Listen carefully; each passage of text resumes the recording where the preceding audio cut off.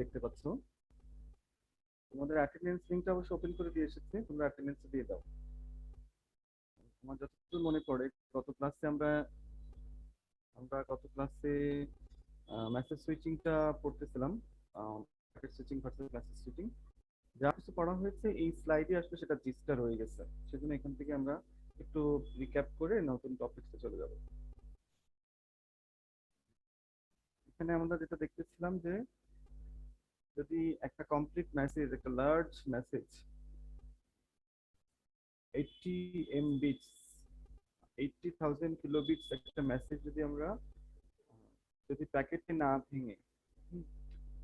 না ভেঙে একটা কমপ্লিট ইউনিট মেসেজ হিসেবে পাঠাই, তখন কতটুকু সময় লাগে আমরা দেখেছিলাম যে 80 MB কে যদি 10 MB দিয়ে ভাগ করি তাহলে 8 সেকেন্ড, এখানে 8 সেকেন্ড প্রয়োজন ছিল, পরে লিংকেও 8 সেকেন্ড এবং তারপরে 8 সেকেন্ড আমাদের সময় লাগতো, দ্যাট ইজ 24 সেকেন্ড আমাদের প্রয়োজন হতো সময়। আচ্ছা, কিন্তু আমরা যখন এটাকে ভেঙে নিয়েছিলাম স্যার ছোট ছোট প্যাকেটগুলোর সাইজ কতটুকু ছিল, এক একটা প্যাকেটের সাইজ। স্যার কথা অনেক আস্তে শোনা যাচ্ছে, একটু জোরে বললে ভালো হতো।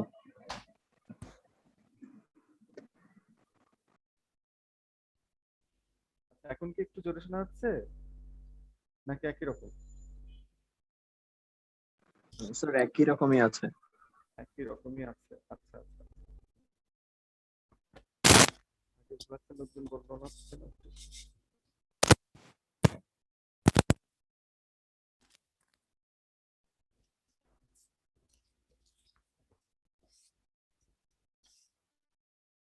একই রকমই আছে এখনো? তাহলে আমি একটু 1 মিনিট সময় নেব, কম্পিউটারটা চেঞ্জ করব। স্যার এখন ঠিক আছে। ওকে, থ্যাংক ইউ। তাহলে আমরা খুব দ্রুত ওখানে এটাতে শিফট করে ফেলি।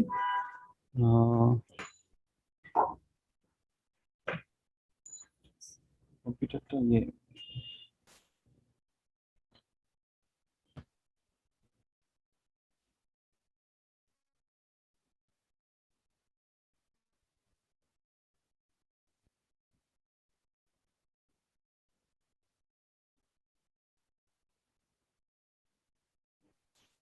আচ্ছা, তো আমরা মেসেজ সুইচিং এর ক্ষেত্রে যেটা দেখেছিলাম, ইনফ্যাক্ট তোমরা গতদিন দেখেছো, খুব দ্রুত একটা রিক্যাপ করে যাই যে 80 MBPS কে পাঠানোর জন্য আমাদের 24 সেকেন্ড সময় লেগেছিল। আমরা সেটাকে যখন ছোট ছোট ভাগে ভাগ করি তো কম সময় লাগে, সেটা আমরা দেখেছিলাম। তো সেরকমই একটা খুব কেস যেটা বইতে সরাসরি দেওয়া আছে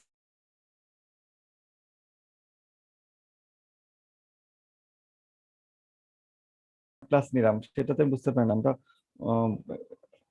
ওখানে মাইক্রোফোনটা ঠিক মতো কাজ করতেছে না, এটা তখন ওরা মনে হয় কমপ্লিট করেনি কিংবা তখন কাজ করছিল।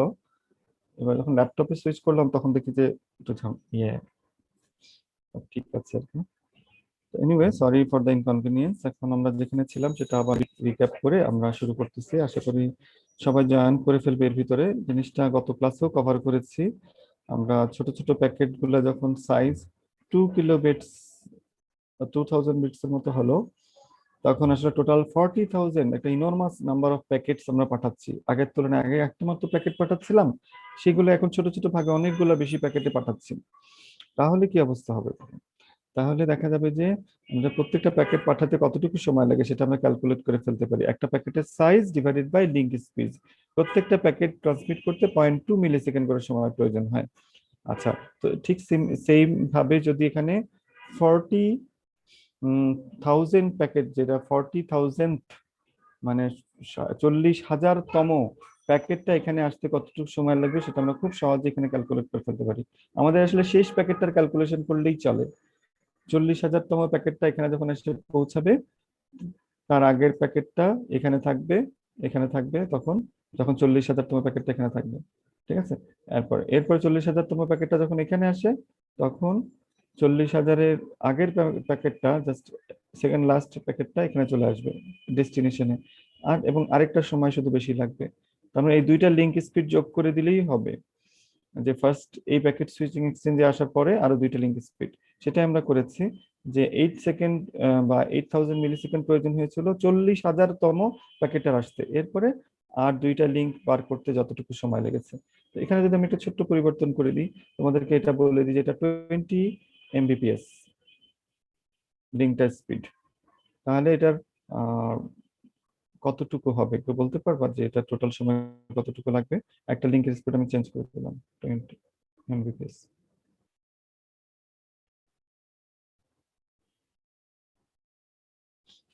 সেটা একদম হুবহু আগের মতোই হবে, শুধু পার্থক্যটা কেমন হবে যে 40,000 তম যে প্যাকেটটা আছে সেটার আসতে 8 সেকেন্ড লাগবে। এই সময় পর্যন্ত এখানে সবগুলো আছে। 40,000 যে 40,000 40K যে প্যাকেটটা আছে সেটা যখন এখানে পৌঁছায় তখন 8 মিলি সেকেন্ড বা 8,000 মিলি সেকেন্ড বা 8 সেকেন্ডে এখানে এসে পৌঁছায়। এরপরে ততক্ষণে কিন্তু বাকি প্যাকেটগুলো সব কি হয়েছে, জাস্ট এর আগের প্যাকেটটা, সেকেন্ড লাস্ট প্যাকেটটা এখানে, আর বাকি সমস্ত প্যাকেট এখানে পৌঁছে গেছে। এখন আমাকে দেখতে হবে যে আর কতটুকু সময় লাগবে 8 সেকেন্ডের পরে। এই সময়টুকু এখন একটু কমে গেছে, 10 মিলি সেকেন্ড, 10 Mbps এর জায়গায় 20 Mbps। ফলে আমাকে 2K বিটস কে 20 Mbps এ ভাগ করলে আমরা আসলে পাবো 0.1 মিলি সেকেন্ড। ফলে এখানে আসবে একটা হচ্ছে 0.1 মিলি সেকেন্ড এখানে, আর একটা 0.2 মিলি সেকেন্ড এখানে। ফলে it will be 0.003 millisecond যদি আমরা একটা লিঙ্কের স্পিড এখানে 20 Mbps করে দিই। তো দিস ইজ হাউ আমরা এটা খুব সহজেই ক্যালকুলেট করে ফেলতে পারি। এবং এটার মূল যেই ইনফরমেশনটা শেয়ার করার ছিল সেটা হলো, যদি আমরা প্যাকেট সাইজ কমিয়ে দিই, if the packet size is reduced, packet transmission delay will be also reduced. packet transmission delay will also be reduced। এবং আমরা একটা সাথে বলে দিয়েছিলাম, তাহলে আমরা এখন প্যাকেট সাইজটা কত রাখবো? Packet size should be in the range, maximum range হচ্ছে 1500 বাইট, এর বেশি না। 1500 বাইট, এর বেশি হইলে নেটওয়ার্কের উপরে প্রভাব পড়ে, নেটওয়ার্কের উপরে এটা স্ট্রেস পড়ে, ঠিক আছে? আচ্ছা, নেটওয়ার্ক লিঙ্ক গুলাকে সে জ্যাম করে ফেলবে তাকে প্রসেস করতে গিয়ে। আর যদি আর মিনিমাম করতে পারে 64 বাইট। যদি সবগুলো এত ছোট ছোট হয়, খুব এমনিতে তো ভালো, ঠিক আছে, বোঝা যাচ্ছে, কিন্তু যে এতগুলো ছোট প্যাকেট ডিল করতে যায়, তোমার will be over strategy. Processor processor in computer সেগুলো সাধারণত ফাস্টার থাকে, কিন্তু প্যাকেট সুইচিং এক্সচেঞ্জ এটা এখানেও যে সমস্ত প্রসেসর গুলো আছে সেগুলা ওভারলোডেড হয়ে যাবে, ফলে কোনোভাবেই 64 বাইটের কম না, ঠিক আছে? এবং এটা যখন প্রসেসর স্পিড গুলো খুব ভালো, তখন যদি প্যাকেট সুইচিং এক্সচেঞ্জের প্রসেসর স্পিড অত ভালো না হয়, সাধারণত এটা দেখা যায় কখনো কখনো 500তেও বলে দেওয়া থাকে। তার মানে বোঝা যাবে যে এর চেয়ে কম হলে ওটার প্রসেসর উপর ওভারহেড হয়ে যাবে, এটা খুব উন্নত মানের প্রসেসর নাই। সবচেয়ে ভালো মানের প্রসেসর হইলেও আমরা 64 বাইটের নিচে যাব না।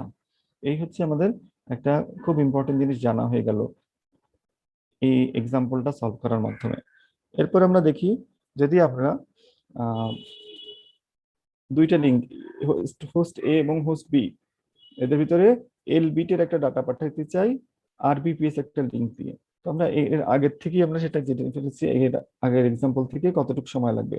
এটাকে আমরা বলি ট্রান্সমিশন ডিলে, ঠিক আছে? ট্রান্সমিশন ডিলে বা ট্রান্সমিশন টাইম, টি সমান সমান এল বাই আর সেকেন্ড।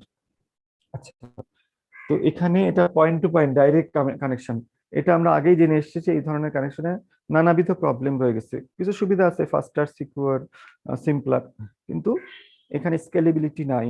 অনেক বড় একটা নেটওয়ার্ক বানাতে গেলে এটা কোনোভাবেই সেটা সম্ভব না। সেজন্য we have to introduce some switching exchanges. Switching exchange দেওয়ার কারণে আমরা অনেক সুবিধা পাবো। ইট ক্যান বি শেয়ার্ড, তারপরে আমরা দেখতে পাবো যে শেয়ার্ড হওয়ার কারণে we can provide redundant path, অনেক কিছু সুবিধা আছে। তো কিন্তু সুইচ দেওয়ার কারণে কিছু অসুবিধা আছে, সেটা আমরা এখানে চোখে পড়বে। সুইচ এখানে দিলাম, ফলে যতগুলা সুইচ দিয়েছি ততগুলা লিঙ্কের সংখ্যা কিন্তু বেড়ে গেল। আগে শুধু একটা লিঙ্ক ছিল, এই 1 নাম্বার লিঙ্কটা, এখন একটা সুইচ এসেছে, ফলে এই সুইচের জন্য করসপন্ডিং একটা লিঙ্ক বেড়ে গেল, এই সুইচের জন্য করসপন্ডিং একটা লিঙ্ক বেড়ে গেল।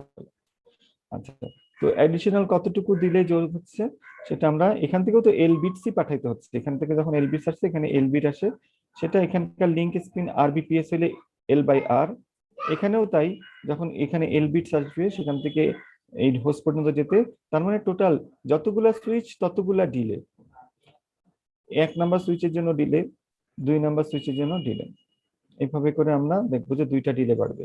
সেটা আমরা পরবর্তী স্লাইডে বইতে যেভাবে দেখানো হয়েছে সেটা একটু দেখেন, ঠিক আছে? আচ্ছা, এখানে how much time does a packet switch transmission need from one host to another? Let us assume that data packet size যে নিয়ে আসছে সেটা এল বিটস এর। to be sent. Let us further suppose that there are exactly queue switching computer between A and B. যাদের ভিতরে ডাটাটা transmit করবো তাদের ভিতরে কিউ সুইচিং কম্পিউটার বা এটাকে আমরা কখনো সুইচিং এক্সচেঞ্জ বলতেছি, কখনো রাউটার বলতেছি। These have a bandwidth of RBPS, সবার সমান ধরে নেওয়া হয়েছে ব্যান্ডউইথ, লিংক স্পিড, এবং dedicated connection does not need to be set up. প্রথমে একটা ডেডিকেটেড সেট আপ কানেকশনের প্রয়োজন হয় না, তার মানে প্রত্যেকটা এক্সচেঞ্জ আর নেক্সট এক্সচেঞ্জ পর্যন্ত ডাটা পাঠাবে।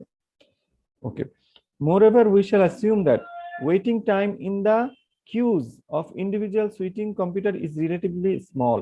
আপাতত এই এক্সাম্পলের ক্ষেত্রে শুধুমাত্র একটা প্যাকেট সুইচিং এক্সচেঞ্জ ঢুকাইলেই ডিলে কি পরিবর্তন, সেটা ডিলের উপর সেটা কি পরিমাণ প্রভাব পড়ে সেটা বোঝার জন্য আমরা একটা ফিচার্স আপাতত দেখতেছি না, সেটা হচ্ছে কিউইং ডিলে। আমরা ধরে নিচ্ছি যে সিস্টেমটা এরকম না, ওভারলোডেড কোনো সিস্টেম না। যখন ওভারলোডেড সিস্টেম আসবে তখন তো আরো একটা অ্যাডিশনাল ডিলে যোগ হবে, সেটা কিউইং ডিলে, যে আগের থেকে এই সুইচ গুলার রিসোর্স গুলা ইউজ করার জন্য আগের থেকেই লোড এসে আছে, তখন আমার কতক্ষণ কিউতে বসে থাকতে হবে সেটা আমরা কনসিডার করতেছি না। আমরা একটা আনলোডেড ফ্রি নেটওয়ার্কে শুধু সুইচ ইনসার্ট করলেই কতটুকু লিংক স্পিড বেড়ে, মানে ডিলে বেড়ে যাচ্ছে সেটা ক্যালকুলেট করতে চাই। ঠিক আছে, কিউ সম্পর্কে আমরা পরে জানবো, কিউইং ডিলে 2-3টা লেকচার পরে। The time that a packet needs from starting computer A to the first switching computer is exactly L by R. আমরা সেটা দেখেছি।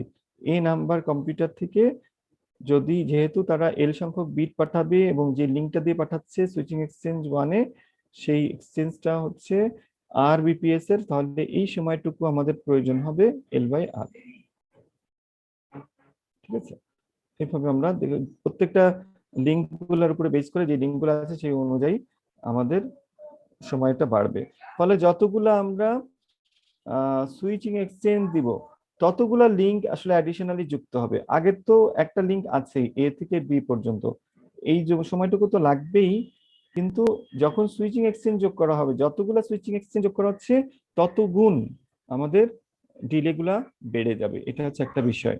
যদি এরকম হয় যে লিঙ্কগুলা সবগুলা সমান স্পিডের না, প্রত্যেকটা স্পিডের আলাদা, তাও আমরা টাইমগুলা ইন্ডিভিজুয়ালি বের করতে পারি। সাপোজ এই লিঙ্কের স্পিড হচ্ছে R1, তাহলে এটা T1 R1 দিবে। এই লিঙ্কের স্পিড সাপোজ আমরা ধরে নিই যে R2, তাহলে আমরা এখান থেকে পাবো T2, সবগুলা টাইমকে আমরা যোগ করে নিব, T2 সমান সমান L by R2।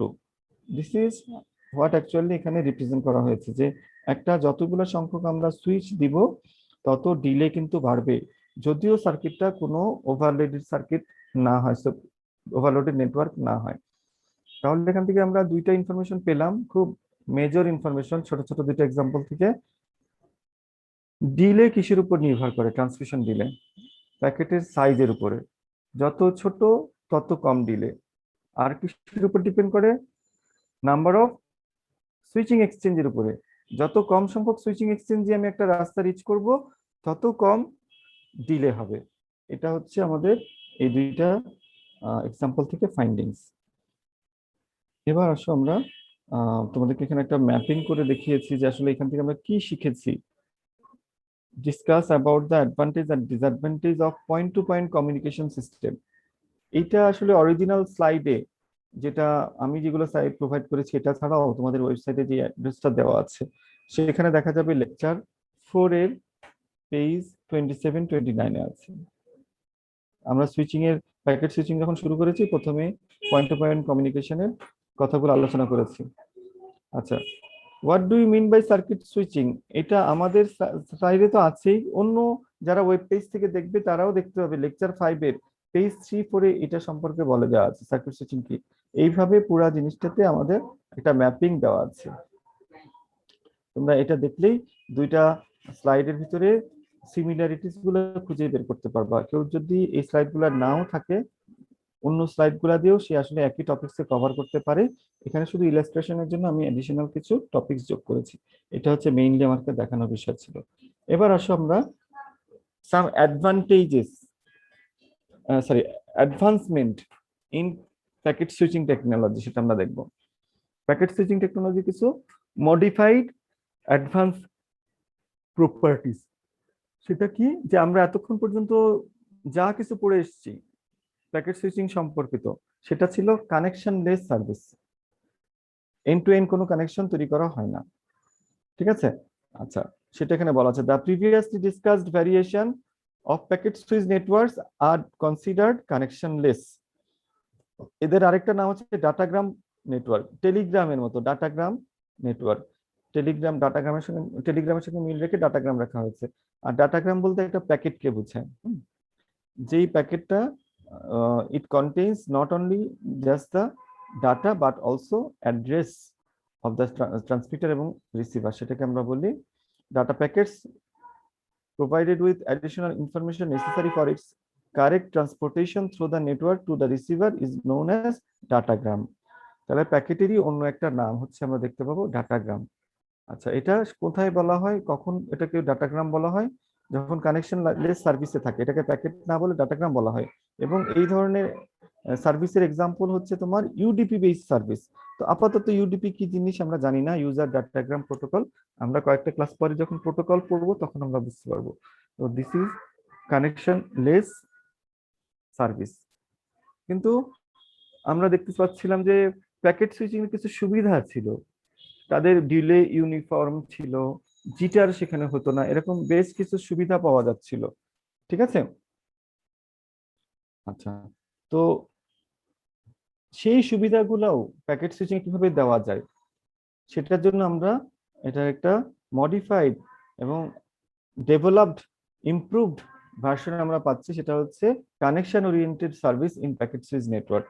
In connection oriented packets network while message are disassembled, যখন আমরা মেসেজটাকে ছোট ছোট ভাগে ভাগ করতেছি at the same time, ঠিক আছে, আমরা ডাটা ট্রান্সমিশন করার আগে at the same time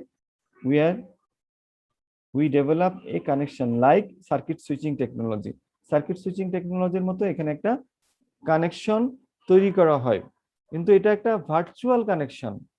circuit switching এ যে কানেকশনটা তৈরি হয় এই সুইচিং এক্সচেঞ্জার গুলোর ভিতরে ডাইরেক্ট কানেকশন তৈরি হওয়ার মাধ্যমে, এইটা ভার্চুয়াল বলার কারণ কি, এই কানেকশনটা আসলে একটা রাউটিং টেবিল, রাউটারের একটা এন্ট্রি মাত্র। সফটওয়্যারে শুধু বলে দেওয়া হয় যে অমুক লিংক অমুক পোর্টে ডাটাটা অমুক পোর্টে যাবে সব সময়, এবং তাকে সব সময় এই ব্যান্ডউইথটা দিতে হবে।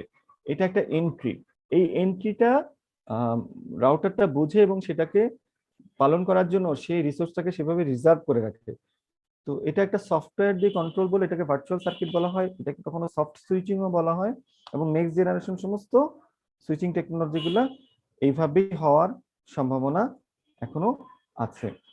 তো all the packets then will be transmitted to the between the two communication partners through the network via this virtual connection. এই ভার্চুয়াল কানেকশন হওয়ার কারণে ডিলে উইল বি ইউনিফর্ম, যেটা সুবিধা ছিল সার্কিট সুইচিং এর।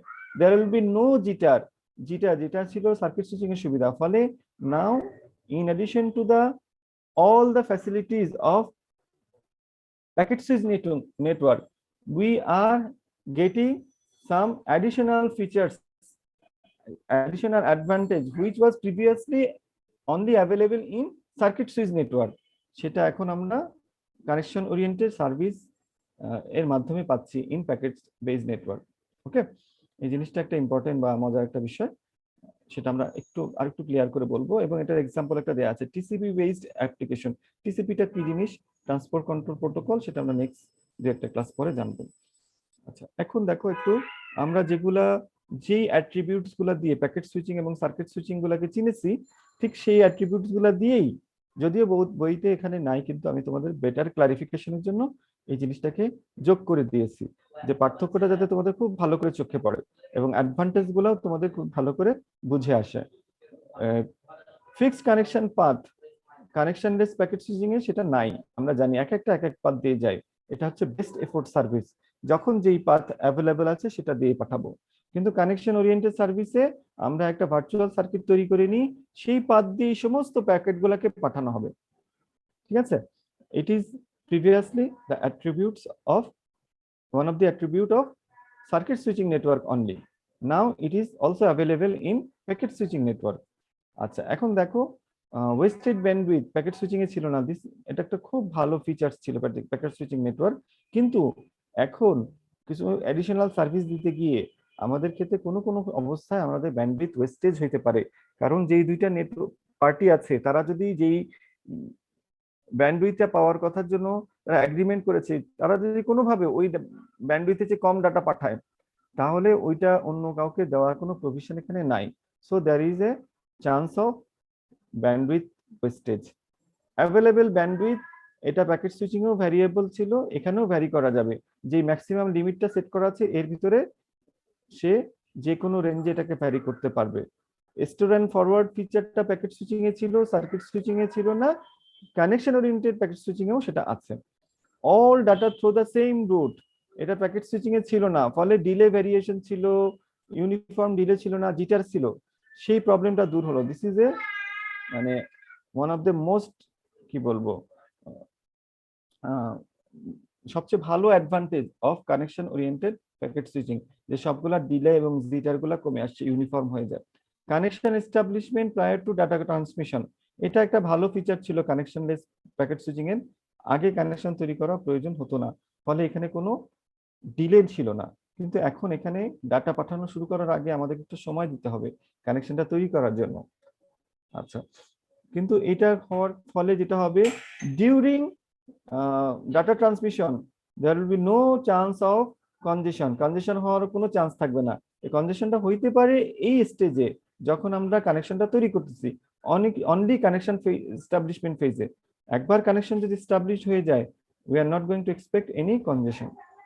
আচ্ছা, কস্ট ক্যালকুলেশন যখন হবে, আমরা কতটুকু প্যাকেজ ইউজ করতেছি প্যাকেট সুইচিং নেটওয়ার্কে, কিন্তু যখন আমরা ভার্চুয়াল সার্কিটের মাধ্যমে কানেকশন ওরিয়েন্টেড করব, কতক্ষণ ধরে আমরা টাইমটাকে ইউজ করতেছি এবং কতটুকু প্যাকেট ইউজ করেছি, এই দুইটার উপর বেস করেই আমরা আসলে পেমেন্টটাকে করে থাকবো। এই হচ্ছে আমাদের প্যাকেট সুইচিং এর দুইটা ভ্যারিয়েন্ট, কানেকশনলেস এবং কানেকশন ওরিয়েন্টেড। এটা সম্পর্কে আমরা জানলাম। আমাদের বইতে এতটুকুই আছে। তোমাদের আরেকটু ক্লিয়ারিফিকেশনের জন্য আমি দুইটা স্লাইড দিয়েছি, এগুলো পরীক্ষা কখনো থাকবে না। সেটা এরকম যে ঘটনাটা আসলে কি হয়। এই ধরনের টাইমিং ডায়াগ্রাম তোমরা কমিউনিকেশনে খুব দেখবা। এটা হচ্ছে সেন্ডার এ এবং দিস ইজ দ্য রিসিভার, আর এদিকে হচ্ছে টাইমটা পাস করে যাচ্ছে। তো এই সময় কল রিকোয়েস্ট পাঠানো হয় এ থেকে বি তে। এই সময় রিকোয়েস্টের ভিতরে আসলে কি হয়, যে প্রত্যেকটা রাউটারে সে বলে আমার এতটুক, এই যে সেন্ডার আছে আমার, এখন আমরা ধরো ভয়েস কমিউনিকেশন করতে চাই বা ভিডিও কমিউনিকেশন, আমার ব্যান্ডউইথ দরকার এত, তুমি আমাকে দিতে পারবে কিনা। যদি সে পারে, সে একটা এন্ট্রি লিখে নেয় যে আমার 1 নাম্বার পোর্টে এ কানেকশন আছে, সে বি কে রিচ করতে যাবে 2 নাম্বার পোর্ট দিয়ে, এবং তার সবসময় এত ব্যান্ডউইথ দরকার হবে বা মিনিমাম এত ব্যান্ডউইথ আমাকে তাকে প্রোভাইড করতে হবে। এই জিনিসটা একটা এন্ট্রি দেয়। এইভাবে কল রিকোয়েস্ট সে পাঠায় বি পর্যন্ত, যতগুলা রাউটার আছে সবগুলাকে সে পাঠাবে। যদি বি এই কলটাকে একসেপ্ট করতে চায়, তখন সেও একটা কল অ্যাকসেপ্টেন্স প্যাকেট পাঠাবে। এই সময় আমরা দেখবো যে এটা একটা বাই ডাইরেকশনাল পাথে পরিণত হয়, রাউটারে আরেকটা এন্ট্রি যোগ হয় আগের লিঙ্ক গুলাকে কিভাবে আমরা বি এর ডাটা হ্যান্ডেল করতে পারবো সেটার জন্য। তারপরে আমাদের ডাটা কমিউনিকেশন শুরু হয়, এবং ডাটা কমিউনিকেশন শেষ হয়ে যাওয়ার পরে যে ইনিশিয়েট করেছিল বা যে এটাকে টার্মিনেট করতে চায়, সে কল ক্লিয়ার প্যাকেট বলে একটা ইনফরমেশন পাঠাবে, যে যার পক্ষ থেকে টার্মিনেশন এই মেসেজটা এসেছে। সে কি করবে, রাউটারের ওই এন্ট্রি গুলাকে ডিলিট করে দিবে। তো সেটা আসলে এন্ট্রি গুলা কি থাকে একটু খুব সংক্ষেপে আমরা একটু দেখে নিই পরের স্লাইডে। এটাও একটা অন্য বই থেকে নেওয়া। এ এবং বি এদেরকে কানেক্ট করার জন্য there are several packet switching exchange. আমরা ইচ্ছে করলে এই প্যাকেট সুইচিং এক্সচেঞ্জে এসে এটার মাধ্যমে বি কে দিতে পারি, অথবা এটার মাধ্যমে রিচ করতে পারি, অথবা এখানে এসে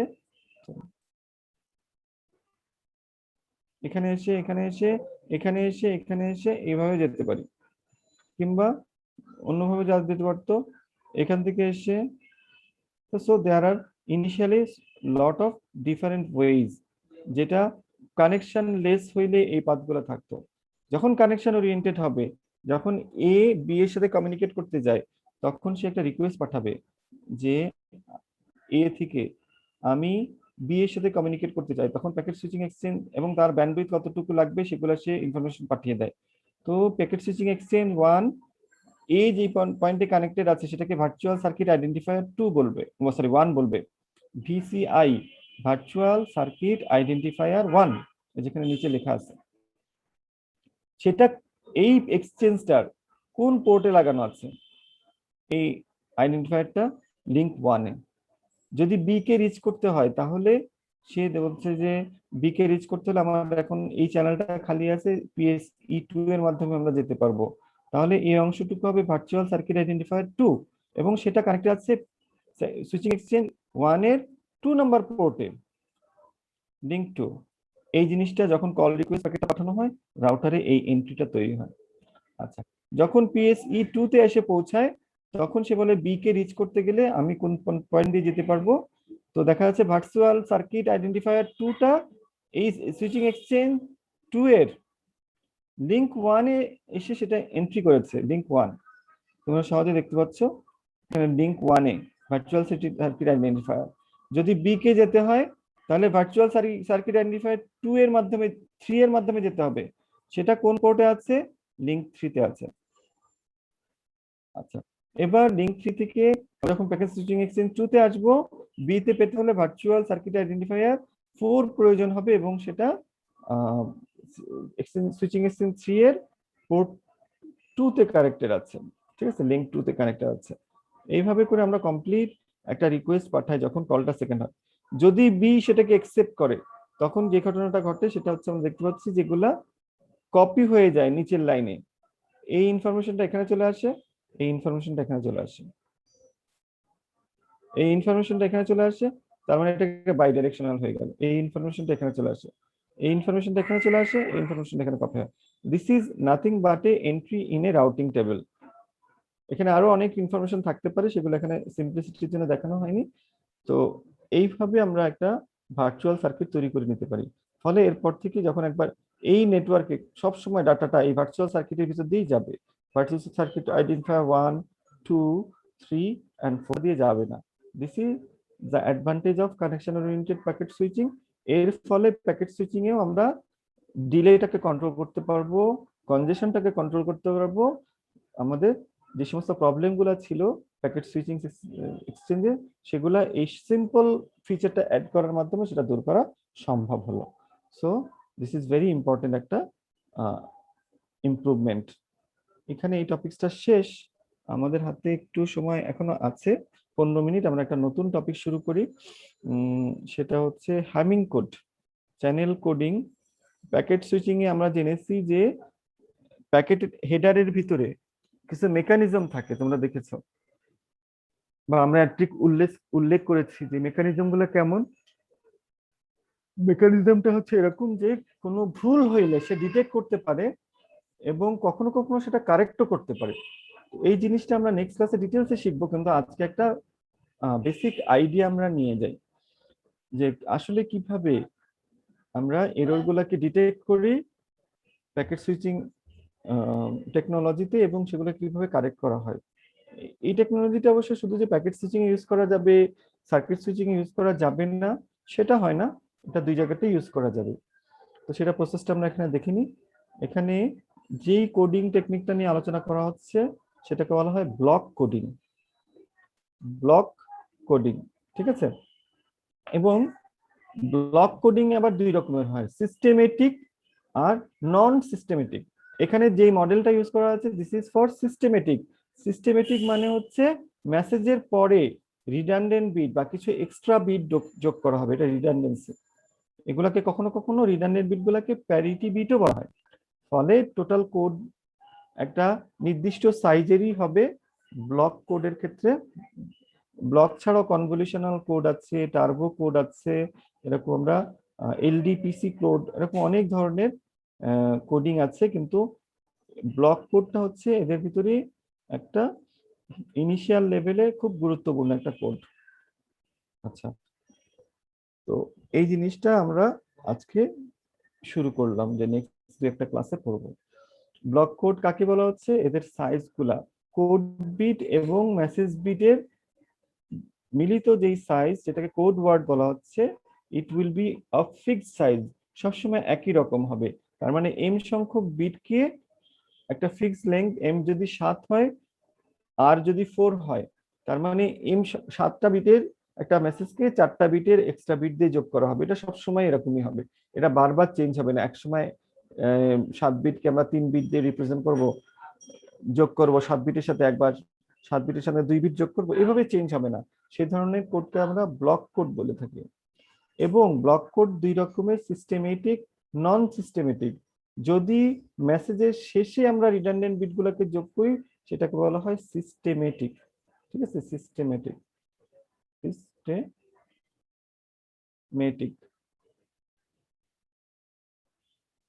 তো হ্যামিং কোডে আমরা ইনফ্যাক্ট দেখবো সেটা সিস্টেমেটিক না, আমরা নন সিস্টেমেটিক করব। এখানে সিআরসি যখন পড়বো তখন আমরা সিস্টেমেটিক কোডটাই শিখবো। তো এই হচ্ছে আমাদের প্রাইমারি কতগুলা ধারণা দেওয়া হলো। মেসেজ গুলাকে এই স্লাইড গুলাতে এম দিয়ে রিপ্রেজেন্ট করা হবে। প্যারিটি বিট বা রিডান্ডেন্ট বিট যেগুলোকে কোনো একটা উদ্দেশ্যে এই মেসেজের সঙ্গে এক্সট্রা ভাবে যোগ করা হয়েছে সেগুলোকে আমরা আর বিট বা রিডান্ডেন্ট বিট হিসাবে চিনব। তো এখন এগুলাকে আর একটু ভালো ক্লারিফাই করার জন্য আমরা পরবর্তী স্লাইডে যাই। যেমন এখানে একটা স্লাইড আছে, কোড ওয়ার্ড দেওয়া আছে, এখানে বলে দেওয়া নাই যে এটা সিস্টেমেটিক না নন, তাহলে বুঝতে পারবো না যে ইনফ্যাক্ট যে কোন অংশটুকু, যে এই অংশটুকুই কি কোড কিনা, বা সেটা আমাদের জানা না। ভিতরে ভিতরে যে কোনো জায়গায় কোড থাকতে পারে। তো এই স্লাইডটা পড়ার জন্য সেটা জানা খুব একটা জরুরি না। শুধু আমরা জানতে পারছি যে কোনো একটা মেথডে এই দুইটা কোড জেনারেট করা হয়েছে এবং কোডগুলোর ভিতরে মাত্র 3টা জায়গায় পার্থক্য সবুজ রঙের করে দেওয়া হয়েছে এখানে। ঠিক আছে, আচ্ছা। তো এই জিনিসগুলো ইম্পর্টেন্ট। যখন আমরা একটা কোড, ব্লক কোড ডিজাইন করি সেগুলোর সাইজ কিন্তু সব সমান থাকে।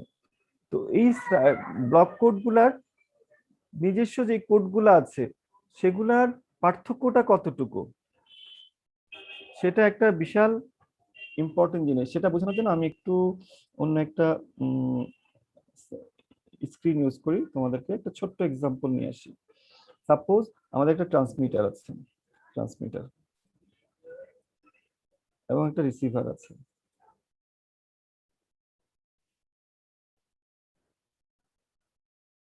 ট্রান্সমিটার থেকে আমরা যা যা ডাটাগুলো পাঠাবো সেটা 2 বিটের হয় সবসময়। সাপোজ 00 এটা একটা মেসেজ হতে পারে, এটা 01 হতে পারে, 10 হতে পারে, 11 হতে পারে। আচ্ছা, তো এটা হচ্ছে মেসেজ বিট। আমি এখানে একটু কোড বিট যোগ করব। কোড বিট যোগ করব ধরো ইভেন প্যারিটি বোঝানোর জন্য, যেখানে নাম্বার অফ 1 কতগুলো আছে সেটা বোঝানোর জন্য এটা 0। তারপরে এখানে নাম্বার অফ 1 আছে, তো এটাকে ইভেন করার জন্য 1 দিলাম, কিংবা এটাকে এখানে 1 আছে 1 দিলাম। এই দুইটাকে ইভেন আছে যা অলরেডি, ফলে এটাকে 0 দিয়ে দিলাম। ইভেন প্যারিটি বিট, এটার কথা তোমরা কোনো এক সময় আগে শুনে আসার কথা। তো এই তিনটা সব সময় যদি একসাথে মিলে যায়, এই যে পুরো এই সেটটাকে আমরা বলতেছি কি, এই সেটটাকে আমরা বলতেছি একটা কোড ওয়ার্ড, কোড বুক।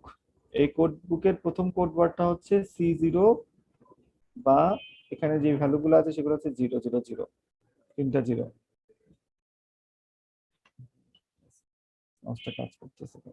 আচ্ছা, তারপরে এটা হচ্ছে C1, সেখানে যে কোডটা পাঠানো হচ্ছে সেটা হচ্ছে C011, পরেরটায় 101, পরেরটা C2, যেটা C3 হচ্ছে 110। এই মেসেজগুলো যে কোনো একটা মেসেজ শুধু ট্রান্সমিটারে থেকে পাঠানো সম্ভব। তো পাঠানো হলো রিসিভারের কাছে, সে সেটা এখানে তার কাছে জানা থাকবে। আসলে পুরো প্রসেসটা আমি বলে দিচ্ছি। এই প্রসেস কোডগুলা কি কি হইতে পারে এবং সে কি ধরনের এনকোডিং করেছে সেটা কিন্তু রিসিভার জানে।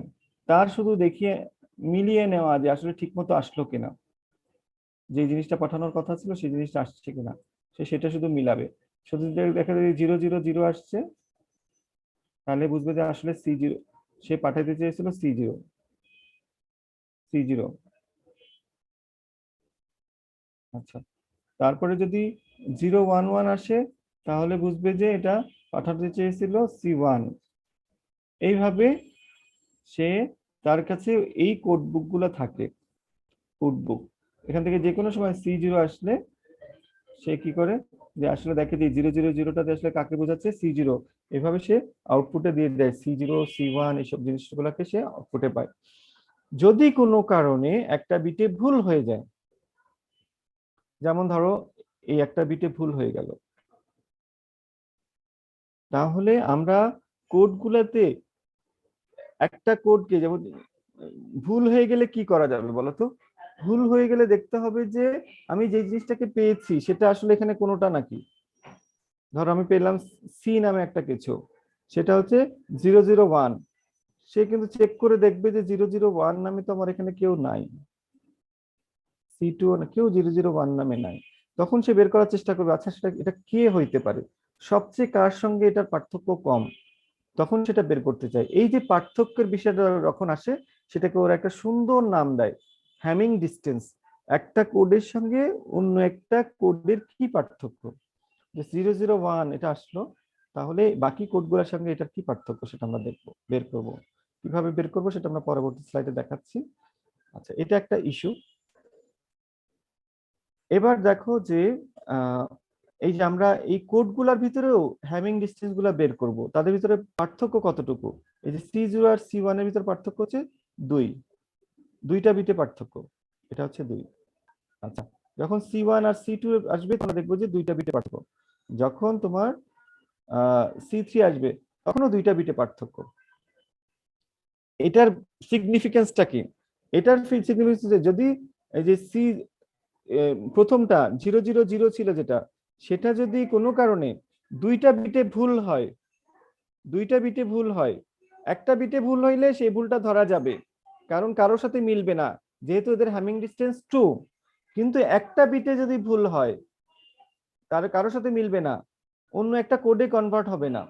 কিন্তু যদি দুইটা বিটে ভুল হয়, 0 পাঠিয়েছিলাম কিন্তু দুইটা বিটে ভুল হলো 11, তাহলে সে কি হবে, সে অন্য একটা কোডকে রিপ্রেজেন্ট করবে। সে রিসিভার বুঝতে পারবে না যে আসলে কোথাও ভুল হয়েছিল, সে মনে করবো আচ্ছা এটা তো C1 এর সাথে মিলে, তার মানে C1ই পাঠানো হয়েছে। এখানে একটা সূক্ষ্ম বিষয় আমি তোমাদের সঙ্গে শেয়ার করার চেষ্টা করছি, জানি না বুঝতে পেরেছো কিনা। এক্সাম্পলের মাধ্যমে আমরা পরেও এই জিনিসটা খেয়াল করব। এই জিনিসটা বোঝার জন্য আমাদের কোডগুলোর পার্থক্যটা বের করা দরকার হয়, সেটা আমাদের এখন এখানে আমরা দেখবো যে কিভাবে আমরা পার্থক্যটা বের করি। যে এখানে আবার আসো, যে দুইটা কোড ওয়ার্ড এখানে ছিল, তাদেরকে আমরা অবজারভেশনের মাধ্যমে দেখতে পাই। এই পয়েন্টের ডিসটেন্স ডিফারেন্স, এই পয়েন্টের ডিফারেন্স, এই পয়েন্টের ডিফারেন্স। তো এই ডিফারেন্স গুলাকে আমরা একটা সুন্দর নাম দিয়ে চিনাই, হ্যামিং ডিস্টেন্স। তো কিভাবে হ্যামিং ডিস্টেন্স আমরা বের করতে পারি পরবর্তী স্লাইডে আছে। এই হ্যামিং ডিস্টেন্সটা কেন ইম্পর্টেন্ট, ঠিক আছে? এটার মানে হচ্ছে যে এই দুইটা কোডের ভিতরে তিনটা বিটে পার্থক্য আছে, এদের হ্যামিং ডিসটেন্স হচ্ছে 3, সেটা সবুজ লাইট করে দেখানো আছে। যদি এরর হয় এরকম যে এই তিনটা বিটেই এরর হয়েছে, এটা সহজে হওয়ার কথা না, কিন্তু হবে না এরকম কোনো গ্যারান্টি নেই। এটা 1 হয়ে গেছে, এটা 0 হয়ে গেছে, আর নিচের এই 0টা 1 হয়ে গেছে। যদি এই তিনটা বিটেই পরিবর্তন হয়, তাহলে কি হবে, C1 এ যে ভুল হয়েছে এটা বোঝা যাবে না, তাকে C2 মনে হবে। সেই কথাটা এখানে বলেছে, if code words differ by n bits, তাদের ভিতরে পার্থক্য হচ্ছে n সংখ্যক বিটে, তাহলে এরকম হইতে পারে একটা সিনারিও যে ওই n সংখ্যক বিটে আমাদের এরর হওয়ার কারণে it may be converted to a another code word, that is a problem. সেই প্রবলেমের ফলে আমরা বুঝতে পারি না যে আসলে মাঝখানে কোনো ভুল হয়েছে কিনা। তো এই জন্য ছোট্ট একটা বিষয় Hamming distance, but it plays a great role in code design. সেটা আমরা এখন দেখবো নেক্সট। একটা কোড দেওয়া থাকলে আমরা তো অবজারভেশনের মাধ্যমে এখানে বসে বসে দেখেছি যে তিনটা হ্যামিং ডিস্টেন্স, আমরা ম্যাথমেটিক্যালি সেটাকে কিভাবে ক্যালকুলেট করতে পারি সেটা পরবর্তী স্লাইডে আছে। এই যে this is how we calculate Hamming distance, ইকুয়েশনটা এখানে দেওয়া আছে। আমরা দুইটা কোড বা দুইটা বাইনারি সিকোয়েন্সকে প্রথমে এক্সঅর করব। আচ্ছা, এক্সঅর করার পরে যেই রেজাল্টটা আসবে সেখানে আমরা এটাকে সাম করব, পুরা যতগুলা বিটের এআই অথবা বিআই, সেই এখানে 1 1 1 তিনটা 1 আছে, এই তিনটাকে আমরা যদি সাম করি কি থাকবে, result will be 3. This is how we can calculate Hamming distance very easily. এই সিম্পল ম্যাট্রিক্স একটা পারফরমেন্স মেজার করার যেই টার্মটা হ্যামিং কোড, এটার একটা প্রোফাউন্ড গুরুত্ব রয়ে গেছে কোড ডিজাইনের ক্ষেত্রে, সেটা আমরা নেক্সট ক্লাসগুলোতে পড়বো। আচ্ছা, আরেকটু স্লাইড আরেকটু আগিয়ে রাখি আমরা, সেটা হচ্ছে ধরো প্যারিটি কোড। আমরা যেটা অলরেডি একটা ছোট এক্সাম্পল দিয়ে দেখিয়েছি, প্যারিটি কোডের একটা এক্সাম্পল এখানে দেখানো হয়েছে।